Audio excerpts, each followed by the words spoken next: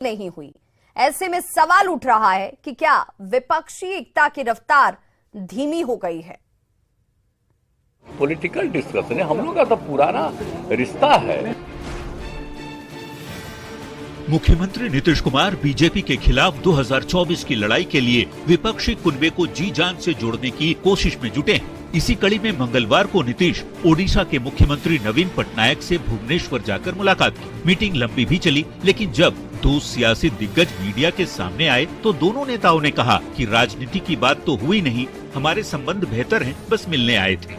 बात पुरी में बिहार भवन बनाने के लिए ओडिशा सरकार ने फ्री में जमीन दी, इसी पर हुई। सुन लीजिए दोनों की बातें। नहीं, पॉलिटिकल डिस्कशन है, हम लोग का तो पुराना रिश्ता है। आप सब पॉलिटिकल बात की चिंता मत करिए। हम लोगों का संबंध इतना ज्यादा है कि पॉलिटिकल बात सोचने की जरूरत नहीं है। I want to repeat again, the land in Puri is being given free of cost to the Bihar government to build Bihar Bhavan. Bhubaneswar में नीतीश के साथ जेडीयू के राष्ट्रीय अध्यक्ष ललन सिंह और मंत्री संजय झा भी साथ थे। बता दें कि 2024 की लड़ाई के लिए नीतीश कई नेताओं से मिल चुके हैं।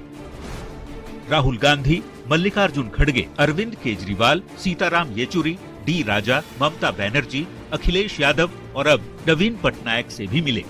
वैसे 11 मई को मुंबई में उद्धव ठाकरे और शरद यादव से भी मिलने का नीतीश का कार्यक्रम है। अब सवाल यही उठ रहे हैं कि बीजेपी के खिलाफ नीतीश की मुहिम आखिर कितनी सफल हो रही है, क्योंकि आरजेडी ने ही अब तक खुलकर नीतीश को विपक्ष का नेता बताया है।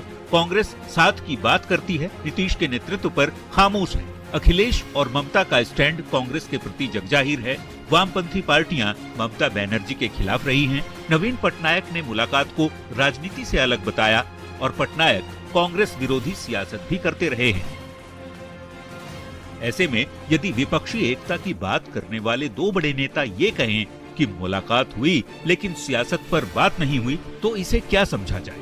न्यूज़ 18 के लिए भुवनेश्वर से अजेश मलिक के साथ ब्यूरो रिपोर्ट। केंद्रीय मंत्री आरके सिंह ने विपक्ष को एकजुट करने निकले नीतीश कुमार पर जमकर निशाना साधा। आरके सिंह ने कहा कि देश में अभी प्रधानमंत्री पद के लिए कुर्सी खाली नहीं है।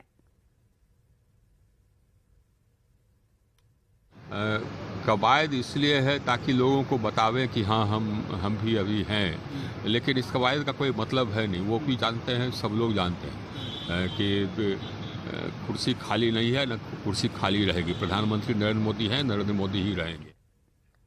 तो नीतीश कुमार और नवीन पटनायक की मुलाकात पर बीजेपी ने जरूर हमला किया। बीजेपी विधायक नितिन नवीन ने कहा कि नीतीश राजनीतिक तीर्थाटन पर निकले हुए हैं, उनसे बिहार में कोई काम हो नहीं रहा। नितिन नवीन ने कहा कि ममता बनर्जी और नवीन पटनायक कांग्रेस के विरोध में रहे हैं। नीतीश कुमार खुद जेपी आंदोलन से निकले हैं और कांग्रेस को खत्म करने के लिए ही निकले थे। बिहार में कोई काम कर नहीं पा रहे हैं, बिहार में उनका मन लग नहीं रहा है।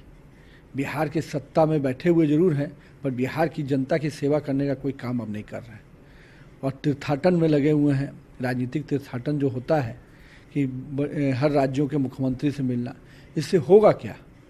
न 2024 में जगह खाली है, वैकेंसी नहीं है, और दूसरी जो वो प्रयास कर रहे हैं, ये वो लोग उस किस चीज़ के परिचायक हैं? ममता कांग्रेस के विरोध में ही उनका जन्म हुआ बंगाल में। नवीन पटनायक पूरी तरह से कांग्रेस विरोध के प्रकट रूप में ही नजर आए। तो आखिर किनको जोड़ना चाहते हैं? और नीतीश जी, आपकी खुद की उत्पत्ति तो की कांग्रेस के खत्म करने के लिए। इधर विधानसभा में नेता प्रतिपक्ष विजय सिन्हा ने भी भुवनेश्वर में नीतीश कुमार और नवीन पटनायक की मुलाकात पर निशाना साधा। विजय सिन्हा ने कहा कि 2025 से पहले बिहार की महागठबंधन सरकार गिर जाएगी। नहीं पार करेगा, 25 की कल्पना बेकार है।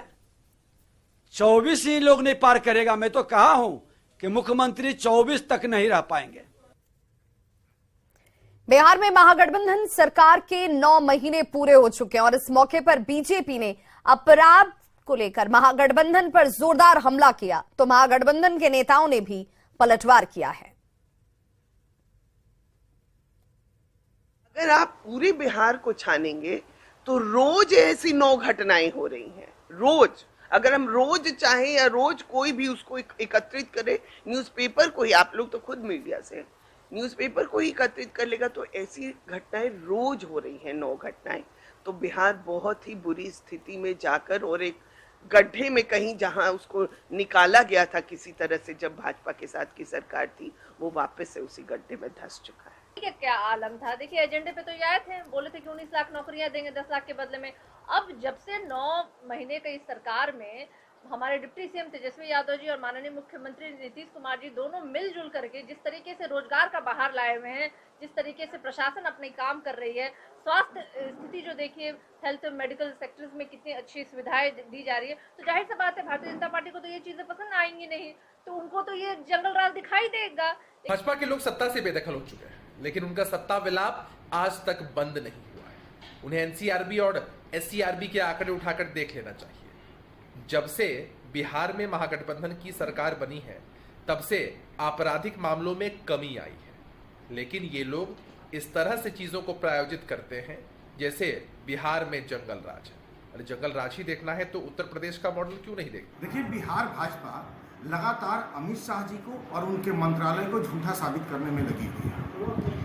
जो गृह मंत्रालय की रिपोर्ट है, जिसके प्रमुख खुद अमित शाह जी हैं, उसके मुताबिक भारत में हत्या के मामले में उत्तर प्रदेश नंबर 1 है।